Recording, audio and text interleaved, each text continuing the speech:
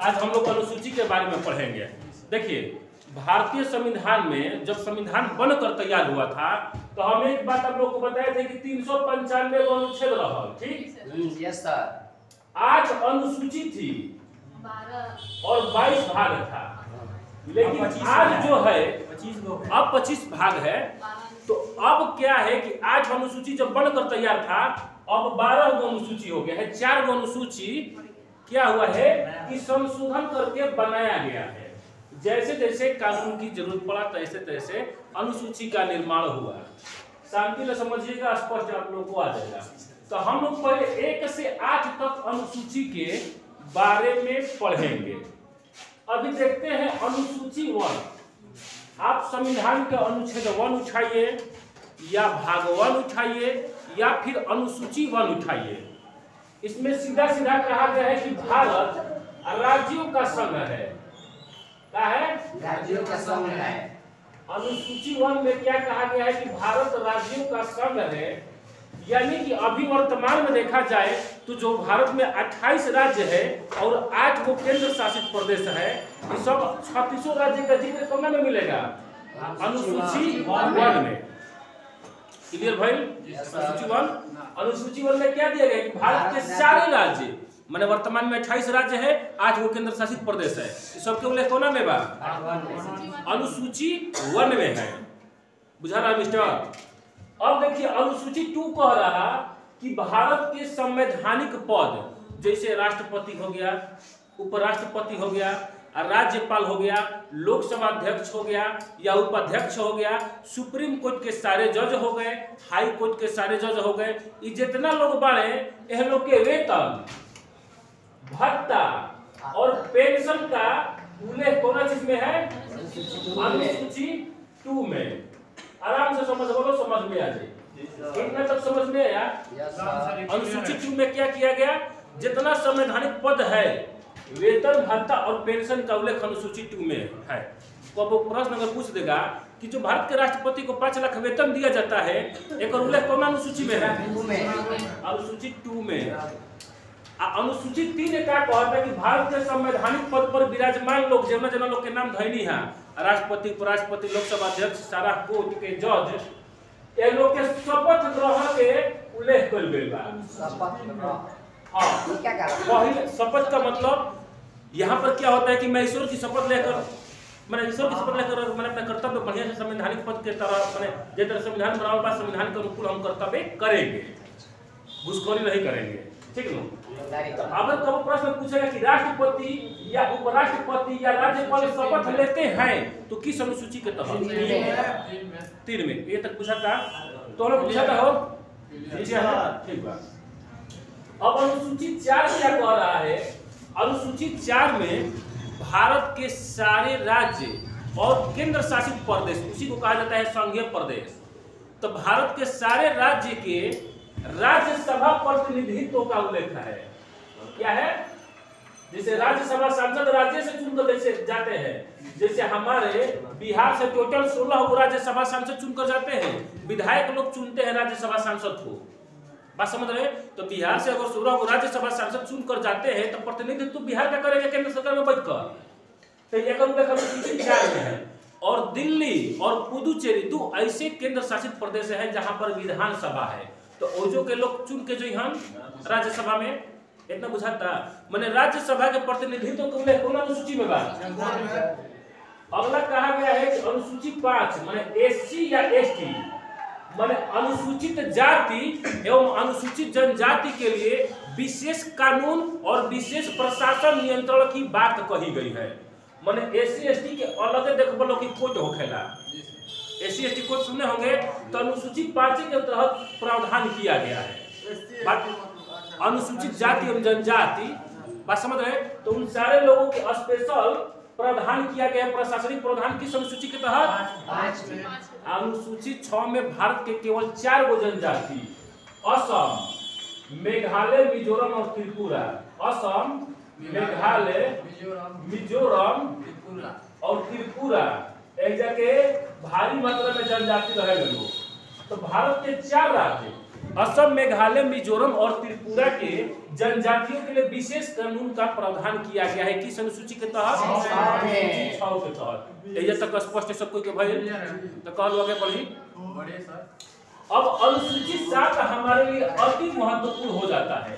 अनुसूची 7 क्या कहता है कि केंद्र सरकार बुझा नरेंद्र मोदी और राज्य सरकार जैसे बिहार में मुख्यमंत्री नीतीश कुमार, तो उसी प्रकार से अनुसूची 7 में क्या किया गया है कि केंद्र सरकार और सारे राज्य सरकार के बीच शक्तियों का बंटवारा करने का ब्यौरा दिया गया है। कहा गया है कि शक्ति के बंटवारा के लिए अनुसूची 7 में 3 प्रकार की सूची का वर्णन किया गया है। बात बुझाता? पहिलका कहल गेल बा संघ सूची, एकरा बाद कहल गेल बा राज्य सूची, एकरा कहल गेल बा एकरा बाद समवर्ती सूची। इतना बुझाता? संघ सूची में सबसे पहले शुरुआती दौर में पहले कौन विषय था? पहले संघ सूची में पहले कौन विषय था? 100 विषय था।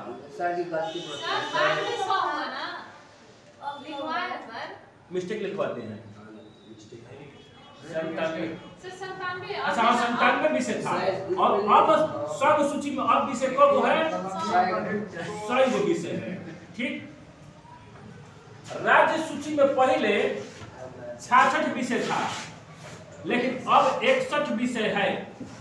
समवर्ती सूची में पहले 47 गो विषय था लेकिन अब 52 विषय है।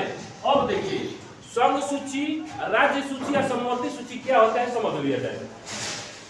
संघ सूची में जो 100 गो विषय शामिल बा तो संघ सूची में शामिल सारे विषय पर कानून बनाने का सिर्फ अधिकार केकरा भी है? केंद्र सरकार के बीच है, संघ सरकार के पास है।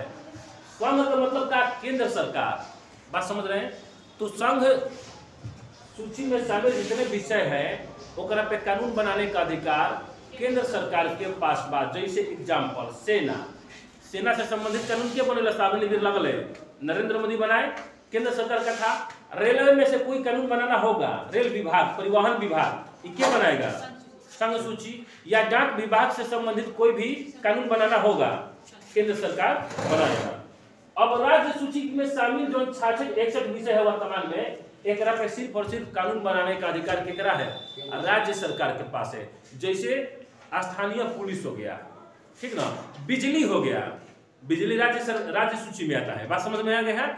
इस प्रकार की सूची को राज्य सूची कहा जाता है। ठीक। अब समवर्ती सूची क्या कहा जाता है कि जो ऐसा माने 52 विषय जो शामिल है, ऐसा विषय जिसमें जो ना पे कानून केंद्र सरकार भी बनावे और राज्य सरकार भी बनावे, उस समवर्ती सूची के अंतर्गत रखा गया है। माने समवर्ती सूची में शामिल विषय पर केंद्र सरकार भी कानून बनाएगा और राज्य सरकार भी कानून बनाएगा। लेकिन अगर दोनों विषय समान हो गया, दोनों सब्जेक्ट एक ही हो गया, तो केंद्र सरकार कानून बनाया, राज्य सरकार कानून बना दिया दोनों, तो केंद्र सरकार का कानून क्या होगा? प्रभावी हो जाएगा। ना बुझाइए? समवर्ती सूची में शामिल कानून पर केंद्र सरकार कानून बनाई और राज्य सरकार बनाई। लेकिन अगर दोनों बना देला कानून और सब्जेक्ट एक ही बा तो केंद्र सरकार वाला कानून मान्य होगा, क्योंकि केंद्र सरकार ज्यादा पावरफुल होता है। इतना स्पष्ट हुआ आप सभी लोगों का? ठीक बा, यहाँ तक क्लियर। अब देखिए अनुसूची 8 में भाषाओं का उल्लेख किया गया। अभी टोटल 22 भाषाओं का उल्लेख है। कौन भाषा का? 22 को। तो आपको प्रश्न पूछी कि भाषाओं का उल्लेख किस अनुसूची में किया गया है? अनुसूची 8 में कोई हाली पूछ ले बा। जब संविधान बनकर तैयार हुआ था तो 8 अनुसूची रहे। बात समझ में आया? 8 तो बताए थे।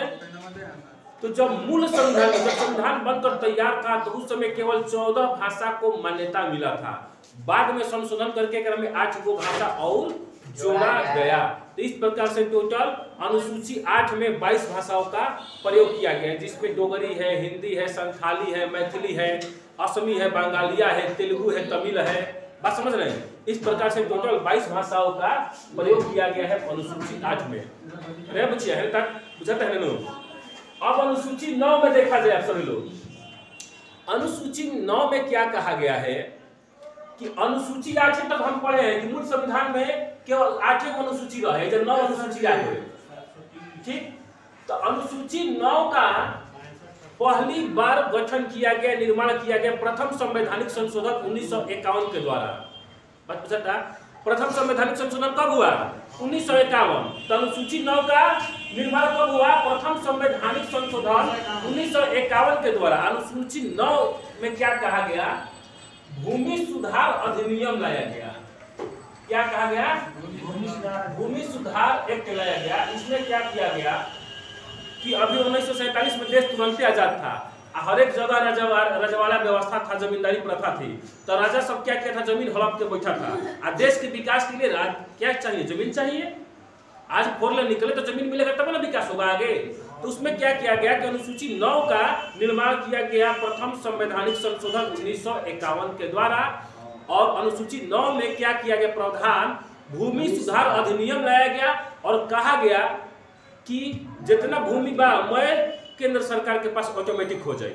जितना राजा लोग का है जमीन जो उसके अनुपयोगी है, मतलब उपयोग में नहीं थे, एक तरह पड़ती रख के छोड़ ले बा, तो जमीन केंद्र सरकार के पास हो जाती थी। तो भूमि अधिग्रहण से संबंधित विधियों का उल्लेख केवल में है अनुसूची 9 में। ये चीज लिखवाए हैं कि अनुसूची 9 में भूमि अधिग्रहण विधियों का उल्लेख किया गया है। अधिग्रहण का मतलब अधिग्रहण करना, लेना। अब अनुसूची 10 का निर्माण किया गया 52वां संवैधानिक संशोधन 1985 ईस्वी में। और इसमें क्या किया गया?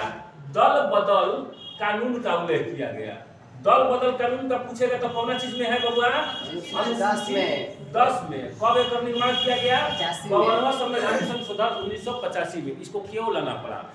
यहाँ पर क्या होता था कि कोई भी विधायक या सांसद दूसरी पार्टी से जीतता था, दूसरा पार्टी में जाके सरकार बना लेता था।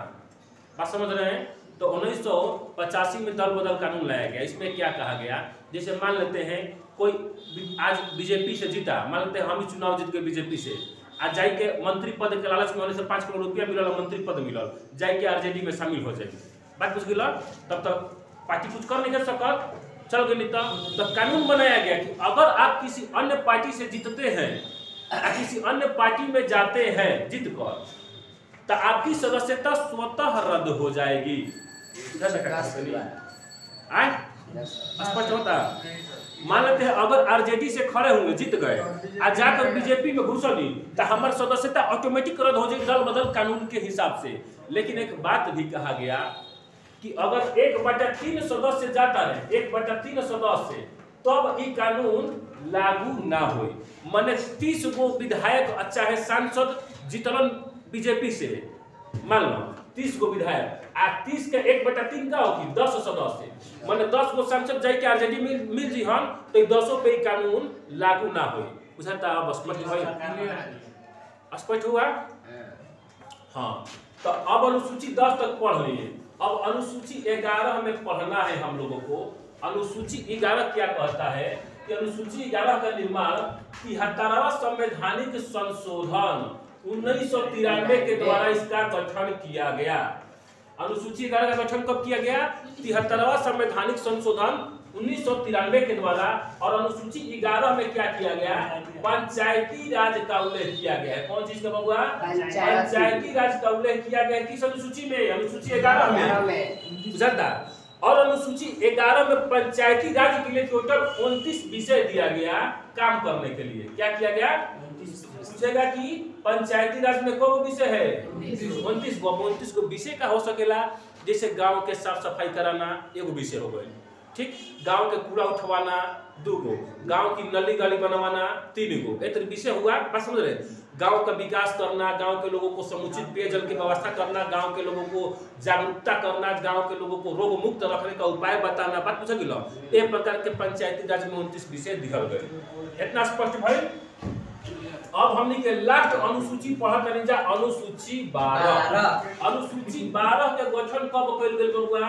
तो 74वां संवैधानिक संशोधन 1993। सेशन था 1993 से 94, ध्यान रखिएगा। लेकिन 1993 के लिए कहते हैं कि 1993 में पेश किया गया, 94 के शुरुआती में पास कर दिया गया, ठीक। तो अनुसूची 12 का गठन किया गया 74वां संवैधानिक 1993 के द्वारा। और जैसे अनुसूची 11 में पंचायती राज के गठन कल गई रहे, वो अनुसूची 12 में क्या कर गए, नगर निगम या नगर पंचायत या नगर पालिका माने नगरीकरण के संबंधित में नगर से संबंधित कानून बनावल गए और कहा गया कि नगर पालिका या नगर परिषद या नगर निगम अपने कार्य करने के लिए टोटल 18 विषय दिया गया। 18 विषय। तो ध्यान रखिएगा, अनुसूची 12 में कौन विषय है, 18, अनुसूची 11 में 29, अनुसूची 12 में नगर पालिका को कार्य करने के लिए टोटल 18 विषय दिया गया है। जैसे मान लो देखल कि रोज झाड़ू बाहर आवेली सब, ठीक, तो वो सफाई का व्यवस्था का एक विषय हो गया, नली साफ करवाना, गली का निर्माण करवाना, इस प्रकार के विषय किया गया है। मच्छर के दवा का छिड़काव करना, तरह तरह के विषय डाला गया है। तो इस प्रकार से टोटल हमने के 12 अनुसूची पढ़ लेनी जा, अगर ना बुझाई तो दोबारा पूछ सकते लो, जेकरा नहीं बुझाई।